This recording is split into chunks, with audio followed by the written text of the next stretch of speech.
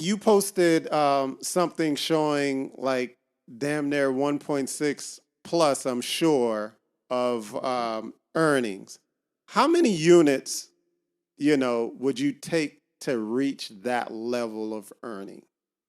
And believe it or not, that was one of my worst years. Wow.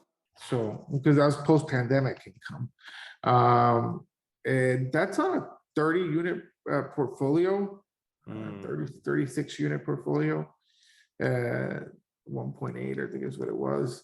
Um, Pre-pandemic, I mean, we had many 3.5, $4 million years, uh, and now it's getting there again. So it's a great time to be in the business.